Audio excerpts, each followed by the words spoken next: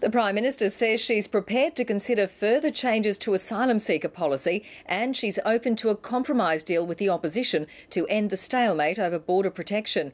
The issues come into sharp focus after the deaths of another 90 people off Christmas Island, and there's growing pressure on both sides for compromise. From Canberra, here's Chief Political Correspondent Mark Simpkin. On this issue, there are no easy answers. Will there be any chance of a deal on asylum seekers this week? Will you be prepared to negotiate again with the Labor Party? Sometimes there aren't any answers at all. The situation at the moment isn't working, is it? Are you comfortable with the way things are at the moment? Do you think you've worked enough to try and come up with a bipartisan solution? Some coalition MPs think the answer's no. They want Tony Abbott to adopt a less hard-line approach. My party knows exactly where I stand on these issues, and I don't have to repeat to any of them my position. Those who you would expect not to be comfortable with the policy have expressed the same views for over 10 years.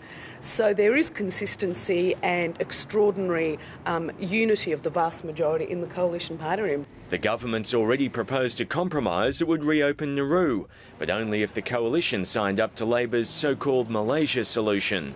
That compromise is still well and truly on the table, and I'm open to further discussions. In other words, further policy changes are possible, although there's no detail on what they might be. I'm trying to say we should get further along. We should be working across the parliament. Labor's launched an internal review into the search and rescue effort that followed last week's tragedy.